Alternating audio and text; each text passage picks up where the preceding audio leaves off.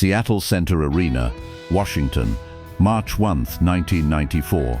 The world knew Kurt Cobain as grunge's reluctant messiah, the man who turned flannel shirts and raw guitar distortion into the sound of a generation. But on a rain-soaked Tuesday night in his hometown of Seattle, between the final encore and the tour bus that waited in the loading bay, Kurt Cobain spent 3 minutes completely alone in a backstage corridor. No bandmates, no managers, no handlers watching his every move.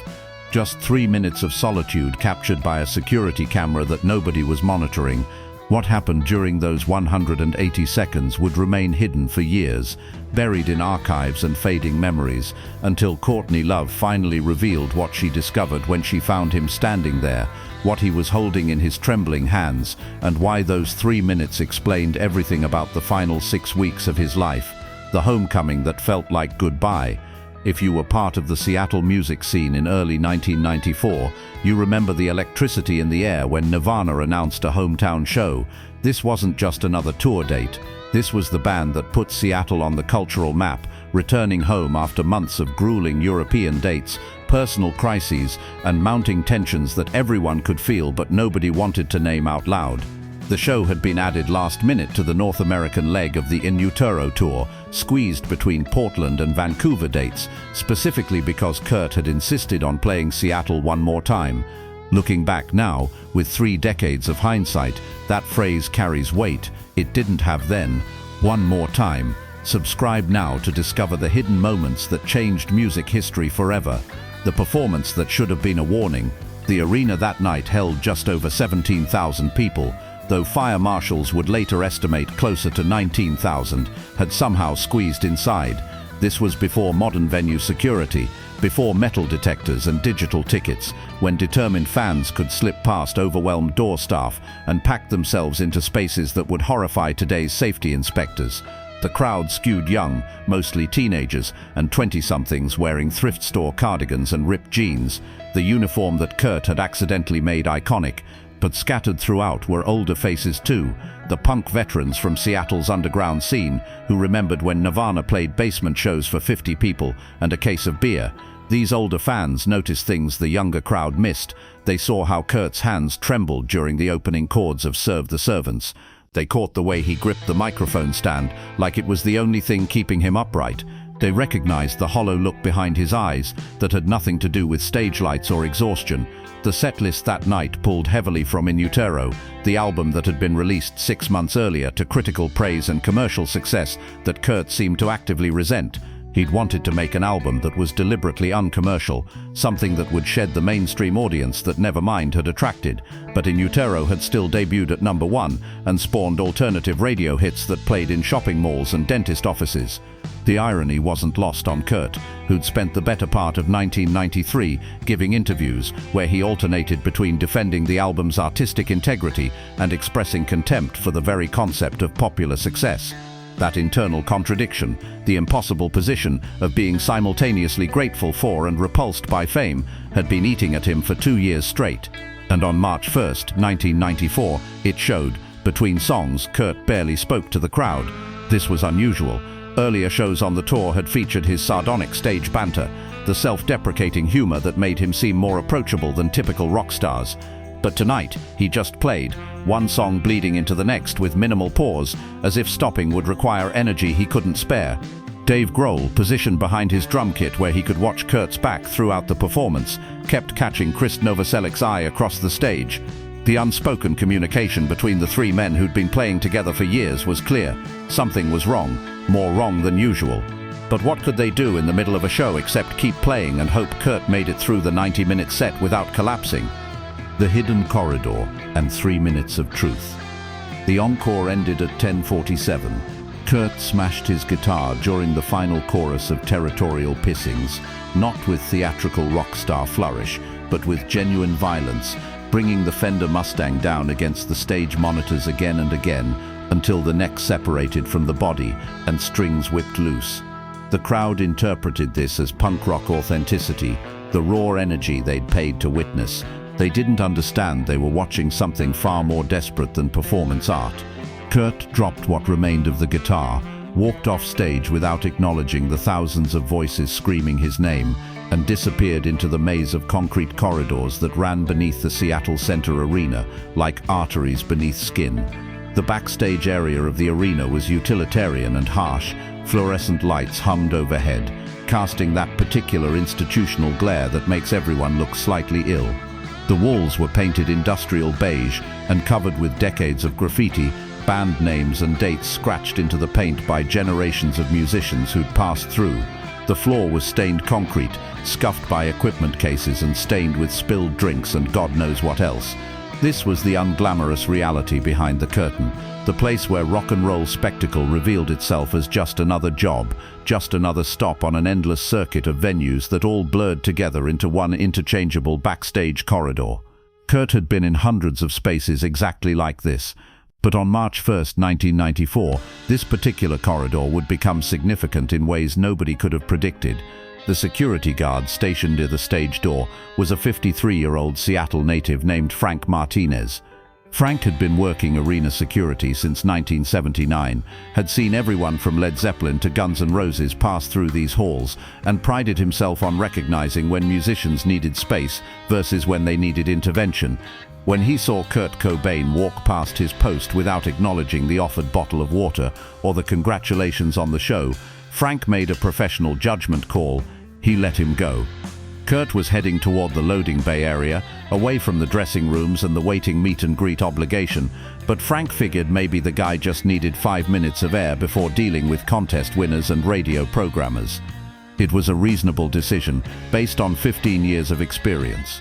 It was also a decision that Frank Martinez would revisit in his mind approximately 4,000 times over the next 30 years, wondering if those 5 minutes of privacy had been a gift or a missed opportunity for intervention. Kurt walked approximately 60 feet down the corridor before stopping. He didn't go outside to the loading bay. He didn't circle back toward the dressing rooms. He just stopped in a section of hallway that wasn't particularly notable for any reason except its emptiness. Above him, mounted near the ceiling, a security camera recorded in grainy black and white, feeding to a monitor bank that nobody was actively watching because Frank Martinez was the only security assigned to this section, and he was stationed 60 feet away at the stage door. The timestamp on the recording read 22:48, 10:48 and 33 seconds p.m. Kurt Cobain stood alone in that corridor for the next 3 minutes and 17 seconds, and what the camera captured would not be reviewed until weeks after his death, when investigators pulled every piece of documentation they could find from the final weeks of his life. The footage showed Kurt standing motionless for approximately 40 seconds. His arms hung at his sides. His head was tilted back slightly, eyes closed or nearly closed, breathing visibly heavy, even in the low-quality recording.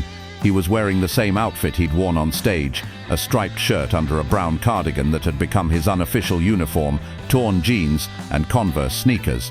The cardigan would later become one of the most valuable pieces of rock memorabilia in existence, selling at auction in 2019 for over $300,000, worn and unwashed and still carrying traces of whatever Kurt Cobain had been carrying in its pockets on March 1st, 1994. To timestamp 22:49:14, Kurt's right hand moved to his face. He wiped at his eyes with his palm, a gesture that could have been sweat or could have been tears.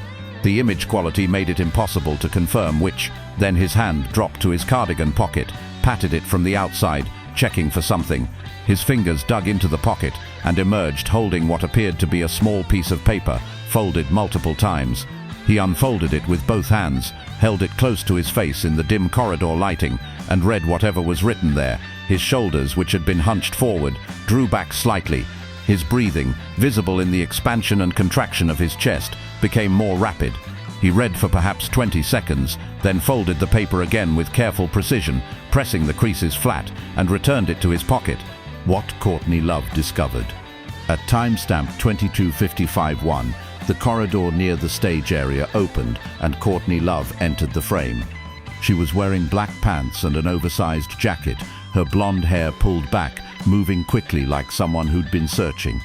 When she spotted Kurt standing alone 60 feet down the corridor, her body language shifted from urgency to caution. She approached slowly, saying something the camera couldn't capture.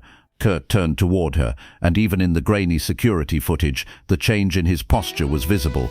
He straightened up, squared his shoulders, arranged his face into something that approximated normalcy.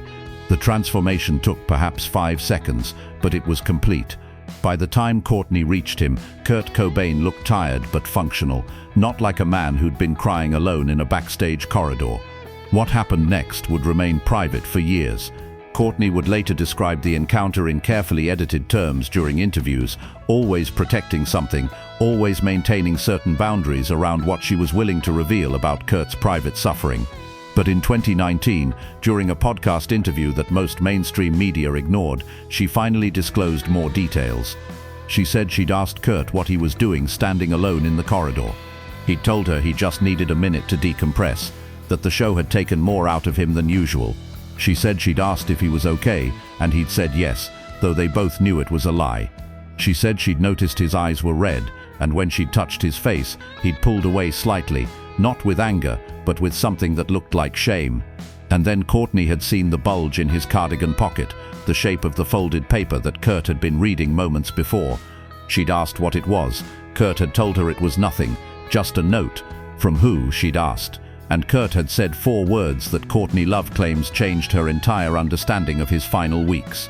4 words she wouldn't reveal publicly until 25 years after his death. 4 words that explained why those 3 minutes alone in a corridor mattered more than anyone realized at the time. The note that explained everything. It's from Frances, Kurt had told her. Frances Bean Cobain, their daughter, who had been born in August 1992 and was 19 months old in March 1994. Not quite 2 years old, barely verbal, certainly not capable of writing a note by herself.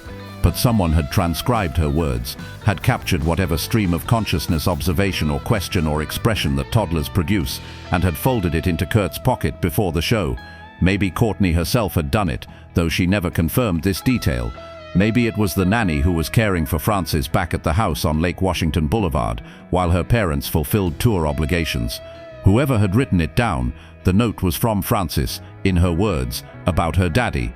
Courtney Love has never fully disclosed the note's contents, and likely never will, but she's offered fragments over the years in various interviews, enough pieces that careful researchers have assembled a partial picture.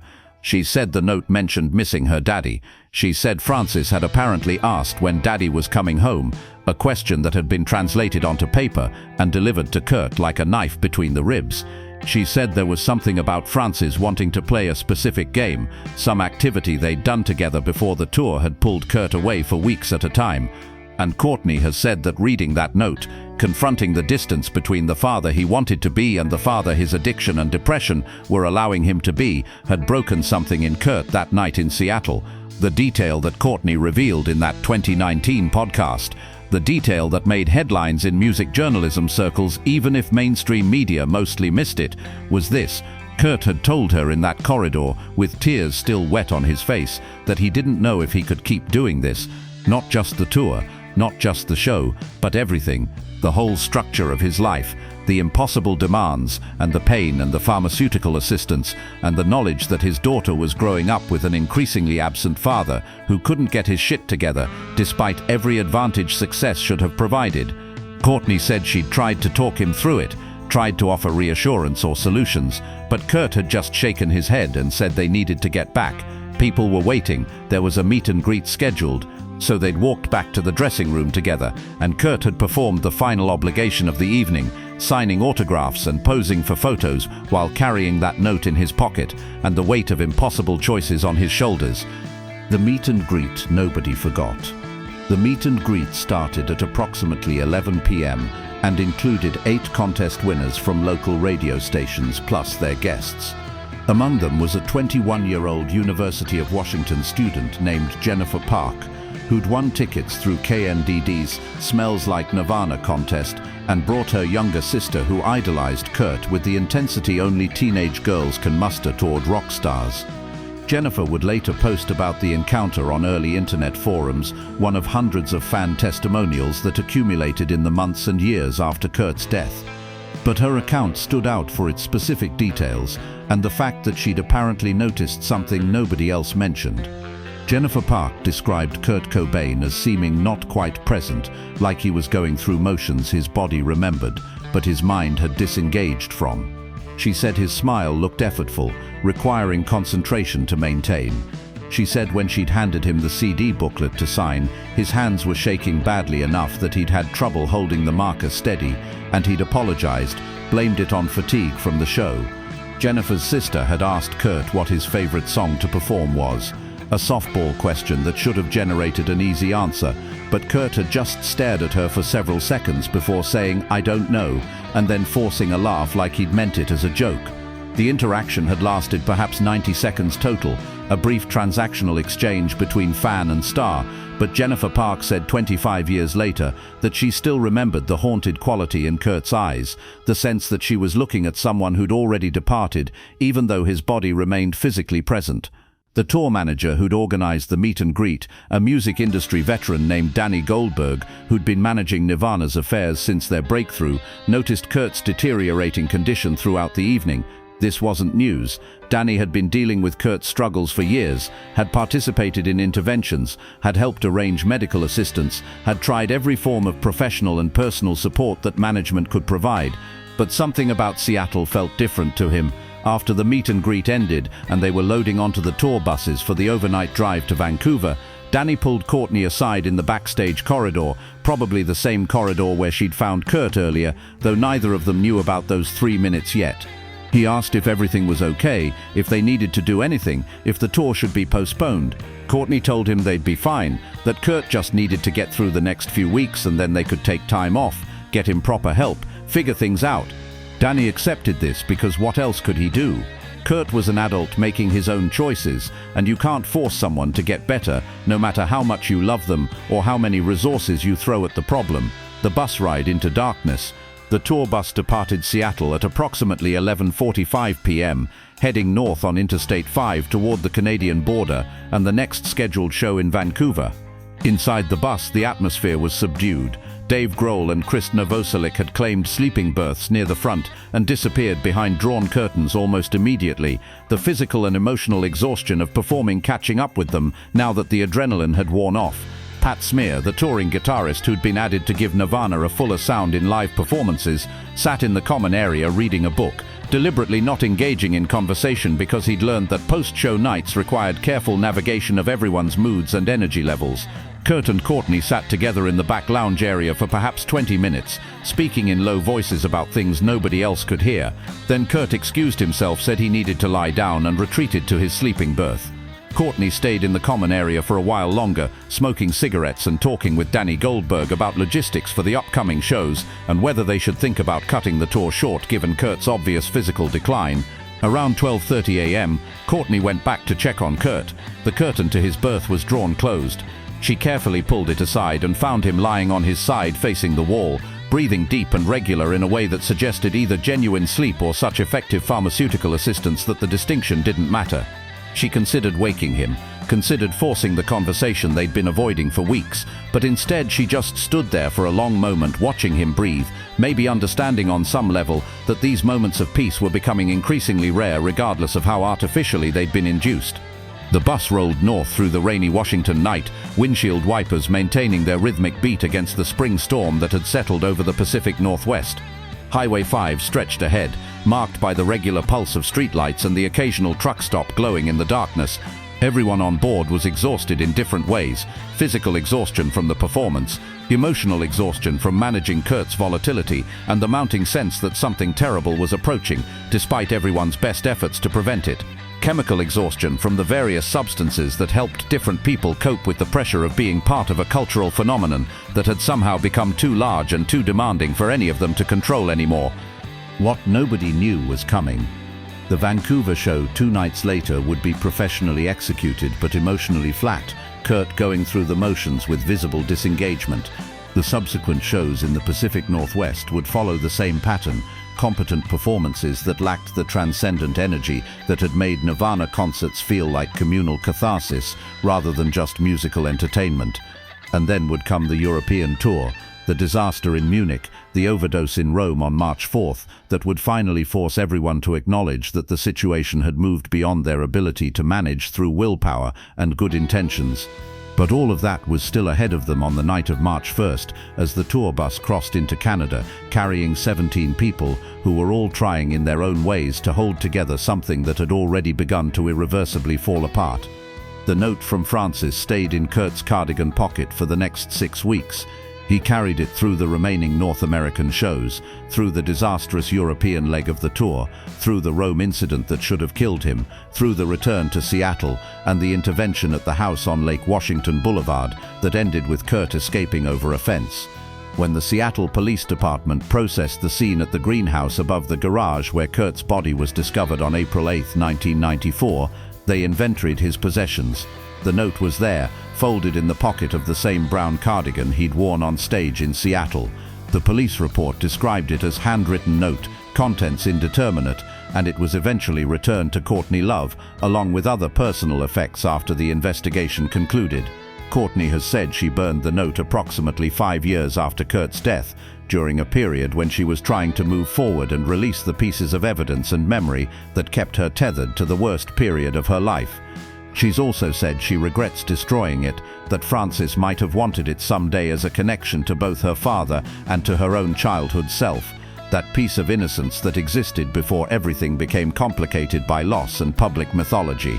But the note's physical existence or destruction matters less than what it represented, what those 3 minutes in a backstage corridor revealed about the gap between public image and private suffering, between the person Kurt Cobain tried to be and the reality of what his struggles allowed him to become.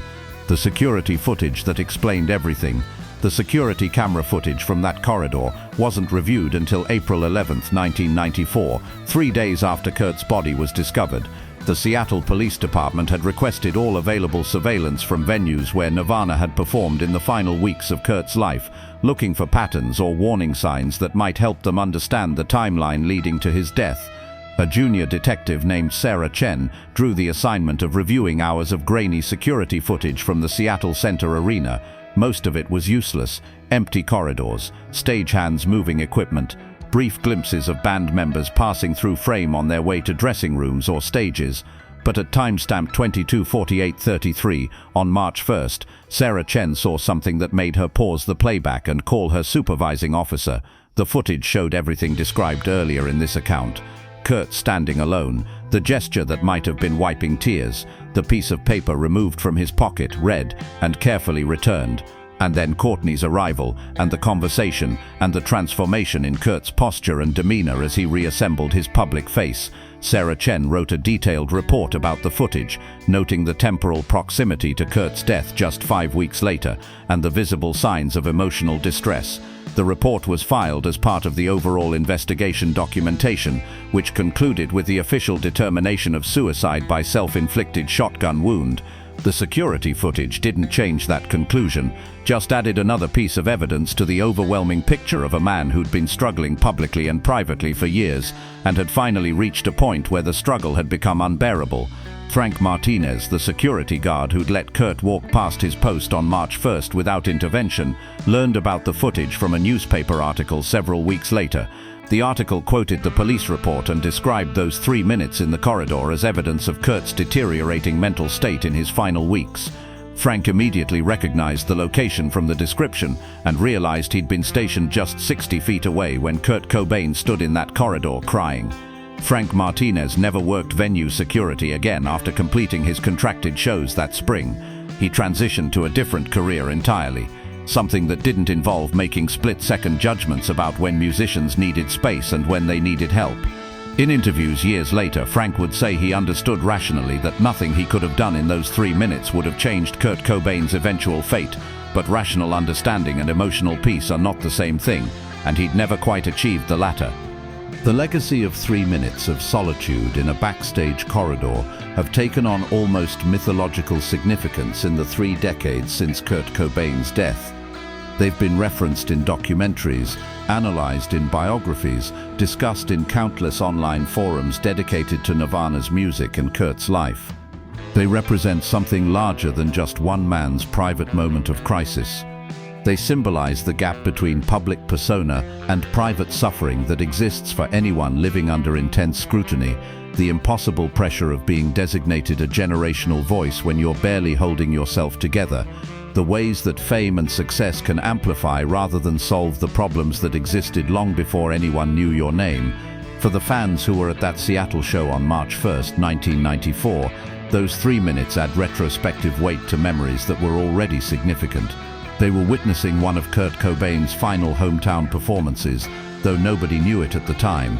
They were participating in a cultural moment that felt important even then, and has only grown more significant with 3 decades of distance. And scattered throughout that crowd of 17,000 people were individuals who'd later say they sensed something was wrong that night, who'd later claim they'd noticed the signs even though in the moment they'd just been excited teenagers and 20-somethings enjoying a concert by their favorite band. Dave Grohl has spoken occasionally about Kurt's final weeks, always carefully, always respectful of both Kurt's memory and the privacy of those who survived him. But Dave has never specifically addressed those 3 minutes in the corridor on March 1st, because Dave didn't witness them. He was in the dressing room when it happened, decompressing from the show, unaware that his friend and bandmate was falling apart just a few yards away.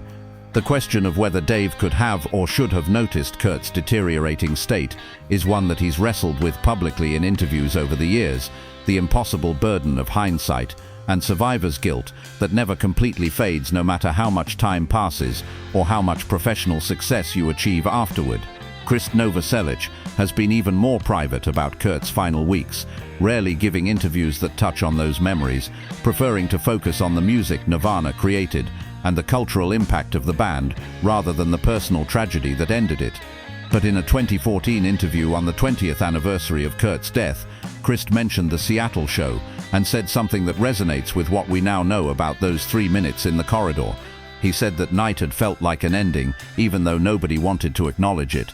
He said Kurt had seemed both present and absent during the performance, there physically but already departed in some essential way.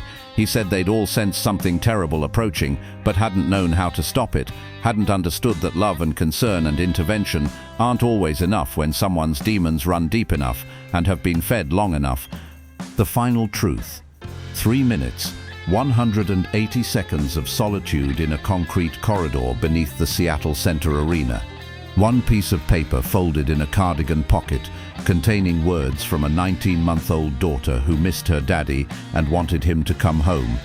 One man standing alone, crying, trying to compose himself enough to return to the performance that everyone expected from him. This is what happened on March 1st, 1994, captured by a security camera that nobody was watching and revealed only after it was far too late for the knowledge to matter. The truth about those 3 minutes, about the note from Francis, about what Courtney discovered when she found Kurt in that corridor, doesn't change the fundamental trajectory of what followed. Kurt Cobain was struggling with addiction, depression, chronic pain, and the impossible demands of fame long before March 1st. Those 3 minutes didn't determine his fate, didn't represent some crucial turning point where a different choice might have led to a different outcome. The forces pulling Kurt toward his eventual death were too powerful and too deeply rooted to be deflected by any single moment of intervention or awareness. But those 3 minutes mattered anyway. They were real, they happened, they showed us something true about the man behind the mythology, something more human and vulnerable than the iconic image of the grunge rebel with the platinum hair and the torn jeans. They remind us that everyone fighting private battles deserves more compassion than judgment, more understanding than criticism, more help than the inadequate support systems we typically offer people who are drowning.